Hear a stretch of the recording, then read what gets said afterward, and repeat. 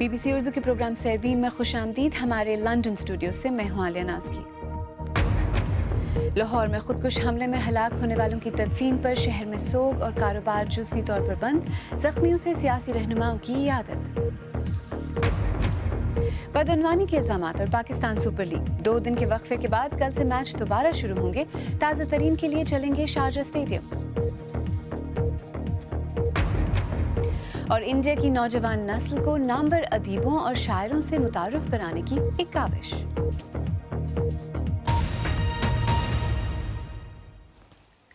لاہور میں Charing cross مال road پر بم دھماکے کے بعد شہر میں سوگ کا سما رہا اور مرنے والوں کی نماز جنازہ ادا کی گئی. وزیر اعظم نواز شریف سمیت اہم حکومتی شخصیات اور سیاسی رہنماؤں نے زخمیوں کی عیادت اور مرنے والوں کے لواحقین سے تعزیت کی. دوسری طرف پولیس نے جائے وقوع سے شواہد اکٹھے کیے ہیں. لاہور سے مزید تفصیل کے ساتھ عمر دراز. D I G traffic captain retired Ahmed Mubeen اور S S P operations Zahid Mahmood Gondal سمیت 7 پولیس اہلکاروں کی نماز جنازہ منگل کی صبح لاہور شہر سے چند کلومیٹر کے فاصلے پر بیدیا میں واقع ایلیٹ ٹریننگ سکول میں ادا کی گئی. یہ وہی جگہ ہے جو 6 سال پہلے خود دہشت گردی کا نشانہ بنی. نماز جنازہ میں وزیر اعلیٰ پنجاب میاں شہباز شریف سمیت صوبائی انتظامیہ کے اعلیٰ افسران، فوج اور پولیس کے افسران کی ایک بڑی تعداد نے شرکت کی. ایلیٹ ٹریننگ سکول بیدیا میں آج مال روڈ پر جاں بحق ہونے والے 7 پولیس افسران کی نماز جنازہ ادا کر دی گئی. نماز جنازہ کے بعد اپنے تاثرات کا اظہار کرتے ہوئے چند پولیس افسران کا کہنا تھا کہ ان کی ساتھیوں کی موت یقیناً پولیس فورس کے لیے ایک بہت بڑا دھچکا ہے. ان کے خیال میں دھماکے کا ہدف پولیس تھی، تاہم اس قسم کے واقعات ان کے جذبے کو کم نہیں کر سکتے. چیرنگ کراس مال روڈ پر آج پولیس نے جائے وقوع کو سیل کر کے شواہد اکٹھے کرنے کا کام جاری رکھا. ارد گرد کے علاقوں میں سیکیورٹی کے سخت انتظامات کیے گئے تھے. ہمارے ملک میں یہ کیوں ہو رہا ہے؟ کیا وجہ یہ ہمارے مطلب غریب لوگوں کو مارا جا رہا ہے؟ کیا مثلا یہ مطلب کر کے ان کو کیا مل رہے ہیں؟ خوف تو محسوس ہو رہا ہے. خوف کی وجہ سے آج مارکیٹیں بھی بند ہے، ہمارے آفس میں بھی کافی لوگ نہیں آئے آج کسی کی وجہ سے. تو ہمارے صاحب جو کہہ رہے ہیں کہ وہ آفس کو نا بند کر دیں. پاکستان قوم اس سچویشن کو ڈیل کرنے کے لیے بہت بہادر ہے اور ہم اس سچویشن سے بالکل نہیں ڈریں گے. اس کو فیس کریں گے اور یہ جو انتخابی یہ جو فسادی لوگ ہیں ہم ان کو انشاءاللہ تعالیٰ پاکستان سے نکال کے باہر پھینکیں گے. پولیس کی تحقیقات میں کوئی خاطر خواہ پیش رفت نہیں ہو پائی. دھماکے کی ذمہ داری پہلے ہی کالے دم شدت پسند تنظیم تحریک طالبان کے دھڑے جماعت الاحرار نے قبول کر رکھی ہے. تاہم پولیس کے مطابق سی سی ٹی وی فوٹیج کی مدد سے حملہ کرنے والے اور اس کے ساتھیوں کی نشاندہی کر لی گئی ہے اور ان کو جلد گرفتار کر لیا جائے گا. پولیس کی رپورٹ کے مطابق دھماکے میں 13 افراد جاں بحق جبکہ 100 سے زائد زخمی ہوئے. عمر دراز BBC نیوز لاہور. آئیے اب دیکھتے ہیں کہ ہمارے سوشل میڈیا صفحات پر اس بارے میں کیا بحث ہو رہی ہے. ایم خان کراچی سے لکھتے ہیں کراچی آپریشن کی طرز پر اب پنجاب میں بھی شدت پسندوں کے خلاف آپریشن ناگزیر ہو چکا ہے. اس کے بغیر دہشت گردی ختم نہیں ہو سکتی. شبیر محمد لاہور سے لکھتے ہیں اتنی خون ریزی ہو چکی ہے لیکن پھر بھی معصوم لوگوں کی ہلاکتوں کو کیوں نظر انداز کیا جا رہا ہے. ان لوگوں کے خلاف کارروائی کریں جو دہشت گردوں کی پشت پناہی کر رہے ہیں. اور عبد المالک UAE سے لکھتے ہیں نیشنل ایکشن پلان پر عمل درآمد ہوتا تو شدت پسند اس طرح کی کارروائیاں کرنے کے لیے آزاد نہ ہوتے. آئیے اب آپ کو شارجہ لیے چلتے ہیں جہاں 2 دن کے وقفے کے بعد پاکستان سپر لیگ کا اگلا میچ کل یعنی بدھ کو کھیلا جائے گا. PCB نے سابق اوپنر ناصر جمشید کو بھی انسداد بدعنوانی ضابطۂ اخلاق کی خلاف ورزی پر عارضی طور پر معطل کر دیا ہے. تازہ ترین کے لیے چلتے ہیں شارجہ اسٹیڈیم جہاں سے ہمارے ساتھ بذریعہ اسکائپ براہ راست موجود ہیں نامہ نگار عبدالرشید شکور. یہاں برطانیہ کی جو نیشنل کرائم ایجنسی ہے اس نے عالمی کرکٹ میں جو اسپاٹ فکسنگ وغیرہ کی تحقیقات ہے اس کے تناظر میں 2 افراد کو حراست میں لیا ہے. کیا اس کا PCL میں جو تحقیقات جاری ہے اس سے کوئی تعلق ہے؟ جی بالکل اس کا تعلق ہے. نیشنل جو کرائم ایجنسی ہے اس نے یہی کہا ہے کہ جو لوگ 2 افراد حراست میں لیے گئے ہیں پاکستان میں جو تحقیقات ہو رہی ہیں پاکستان سپر لیگ اسکینڈل اور اس کی کرپشن کی اس سے اس کا تعلق ہے. اور اس سے یہ ظاہر ہوتا ہے کہ انہوں نے واضح طور پر یہ کہا ہے کہ ہم اس سلسلے میں پاکستان کرکٹ بورڈ اور ICC کے ساتھ مل کر کام کر رہے ہیں.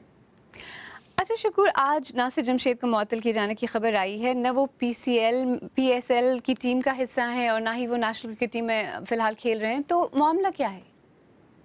وہ سہولت کار کے طور پر جو ہیں وہ سامنے لائے گئے ہیں کہ جو بکی مافیا ہے اور یہ جو 2 کھلاڑی تھے ان میں وہ رابطے کا کردار ادا کر رہے تھے، اور انہی کی ایما پر جو ہے ان 2 کھلاڑیوں نے مشکوک جو افراد ہیں ان سے ملاقات کی تھی، جو کہ ہمیں پاکستان کرکٹ بورڈ کی جو اینٹی کرپشن یونٹ ہے اور پاکستان کرکٹ بورڈ کے جو حکام ہیں انہوں نے جو بتایا ہے وہ یہی ہے کہ ناصر جمشید جو ہے اس میں براہ راست کی انوالومنٹ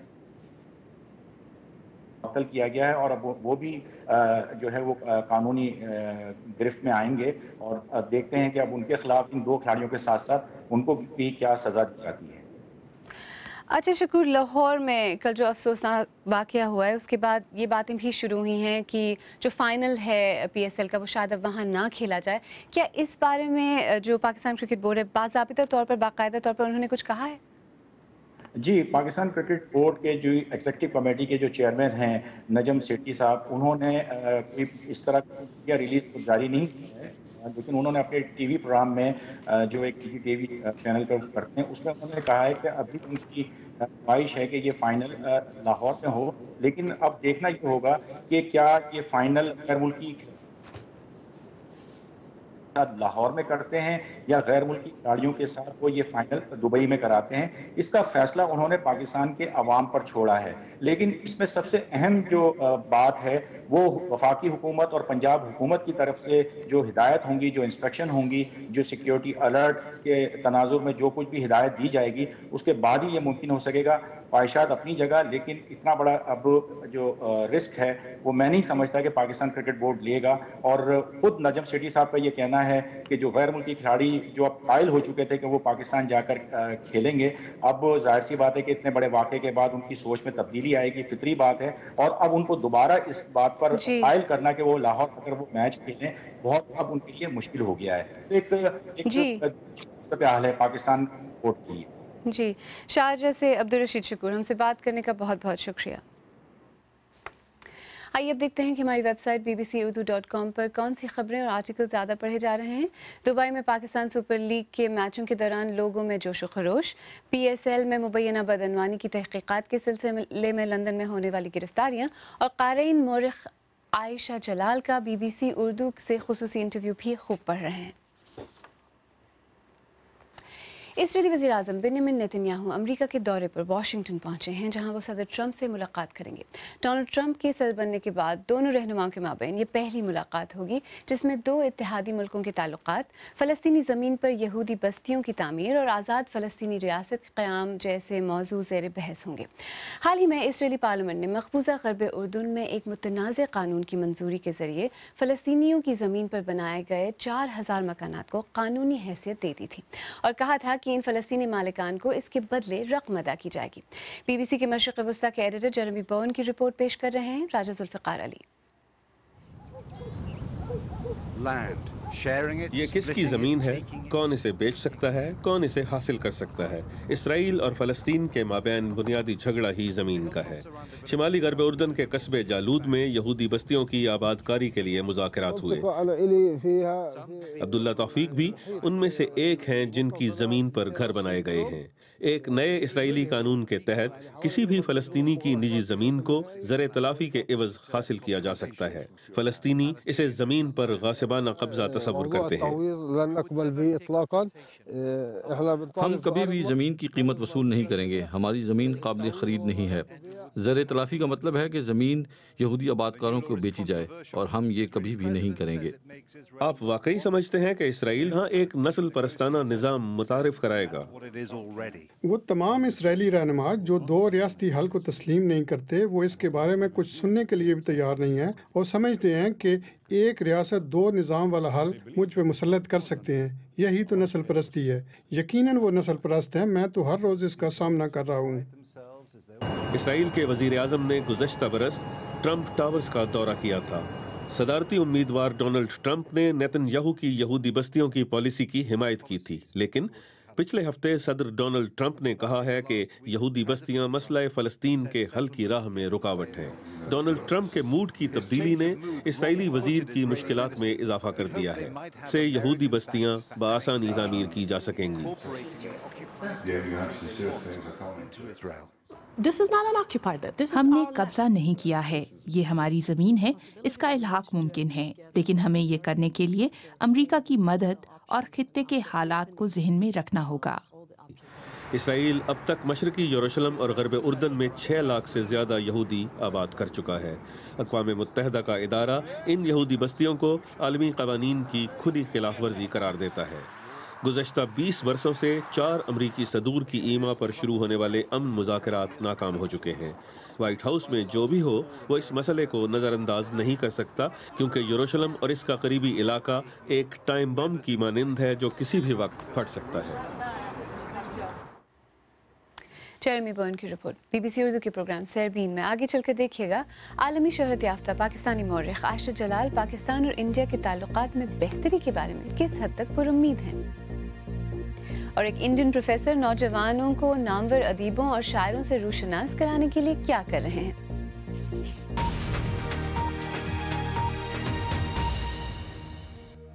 BBC उर्दू के प्रोग्राम सरबीन में एक बार फिर खुश आमदीद। मैं हूँ आलिया नाज की। इस साल कराची लिटरेरी फेस्टिवल में तक़सीम हिंद के 70 साल मुकम्मल होने के हवाले से मुबाहिसे भी मुनक़्क़िद हुए। मुक़र्रिरीन में नामवर स्कॉलर और तारीख़ नवीस डॉक्टर आयशा जलाल भी शामिल थी। हमारे साथी रियाज सुहेल ने डॉक्टर आयशा जलाल से खुसूसी बातचीत की और इंडिया और पाकिस्तान के ताल्लुकात को तारीख़ के तनाजुर में जानना चाहा। इस सवाल के जवाब में कि आया पाकिस्तान और इंडिया के दरमियान किसी ब्रेक थ्रू का इम्कान है, डॉक्टर आयशा जलाल का कहना था, जो उम्मीद थी कि शायद बिज़नेस ट्रेड के साथ ये हो जाए, वो हो नहीं पाया। तो दोनों मुल्कों में जो चाहते हैं कि ये ब्रेक थ्रू ना हो, या अगर हो तो एक क्विड प्रो क्वो हो। मैं समझती हूँ कि मसले बहुत हैं और मैं तो काफ़ी नाउमीद हूँ जब तक मोदी सरकार रहती है कि पाकिस्तान और हिंदुस्तान में कोई ब्रेक थ्रू होना बहुत मुश्किल। आप एक चीज़ याद रखिए कि पहले जो प्राइम मिनिस्टर्स इंडिया के रहे हैं, उनका कोई ना कोई रिश्ता था पाकिस्तान के साथ। गुजराल साहब हो गए या मनमोहन साहब हो गए, वाजपेयी साहब भी हो गए। ये जो आए हैं मोदी साहब, इनको कोई रिश्ता नहीं है पाकिस्तान से, तो वो तो पाकिस्तान को इनसिग्निफिकेंट नेशन समझते हैं और समझते हैं कि इग्नोर करके ये आगे जा सकते हैं। इन दिनों पाकिस्तान में जो जमात दावा पर पाबंदी लगी है, हाफिज़ सईद साहब गिरफ्तार हुए हैं, तो इससे समझा जा रहा है कि पाकिस्तान की रियासत का जो नैरेटिव है वो कुछ तब्दील हुआ है। आप क्या समझती हैं कि ये वाकई कॉस्मेटिक चेंजेस हैं या वाकई ऐसा कुछ हो रहा है? हुक्मरानों ने समझा कि अब ये सही वक्त है कि उसको हाउस अरेस्ट कर दिया जाए। अब ये कहाँ तक जाता है, जो केस है उनके ख़िलाफ़, ये कुछ कहना बहुत मुश्किल है। मगर सही है कि उन्होंने एक्शन तो ज़रूर लिया है, जो बहुत देर से कह रहे थे, मगर वो काफ़ी नहीं होगा क्योंकि वो चाहते हैं कि इन पे मुकदमा किया जाए पूरी तरीके से, जो इंडियन प्रेशर है और अमेरिकन प्रेशर है।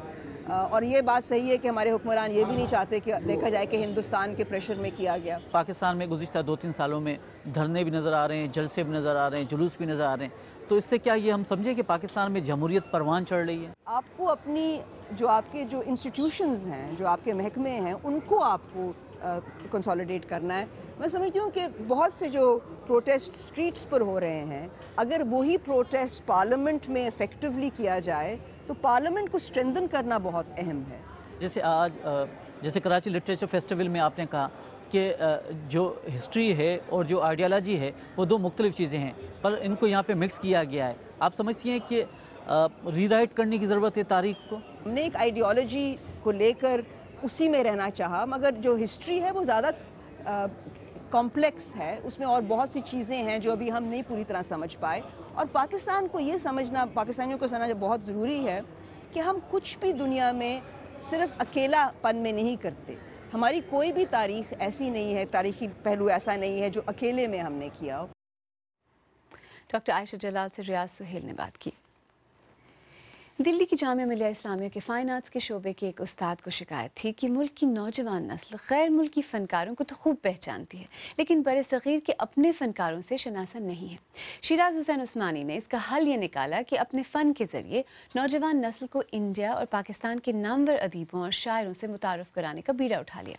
हमारे साथी मिर्ज़ा अब्दुल बाकी बेख ने शिराज उस्मानी के साथ कुछ वक्त गुजारा और उनके फ़न की कुछ झलकियाँ देखी।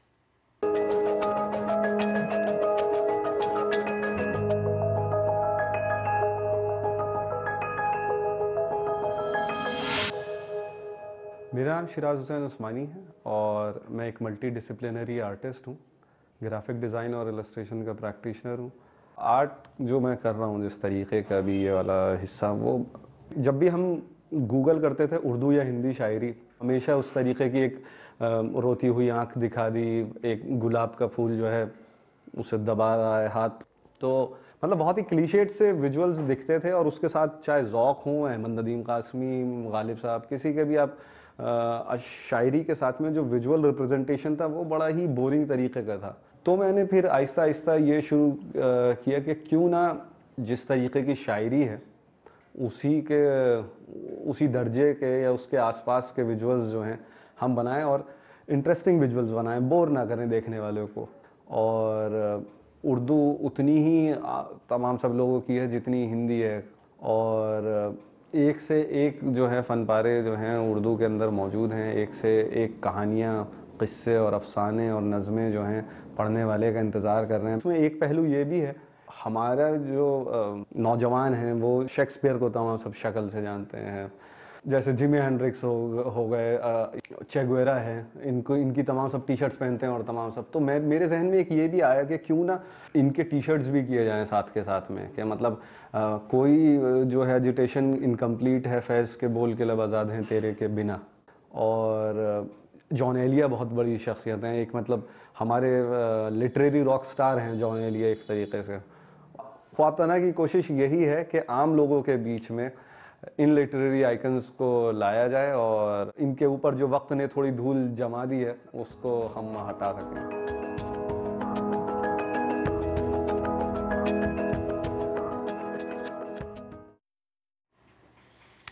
اگر آپ چاہیں تو مجھ سے اور ہماری ٹیم کے دیگر ساتھیوں سے ٹویٹر پر بھی رابطہ کر سکتے ہیں۔ میرا ٹویٹر ہینڈل ہے @عالیہ۔ اس کے ساتھ ہی سربین اختتام کو پہنچا۔ پروگرام میں پیش ہونے والے موضوعات پر اگر آپ اپنے خیالات کا اظہار کرنا چاہیں تو فیس بک پر ہمارا صفحہ حاضر ہے۔ آپ ہمارے ٹویٹر ہینڈل @BBC اردو کے ذریعے بھی ہم سے رابطہ کر سکتے ہیں۔ کل پھر حاضر ہوں گے، تب تک تازہ ترین خبروں، تجزیوں، تبصروں، تصاویر اور ویڈیوز کے لیے ہماری ویب سائٹ bbcurdu.com دیکھتے رہیے۔ عالیہ ناز کی کو اب اجازت دیجیے۔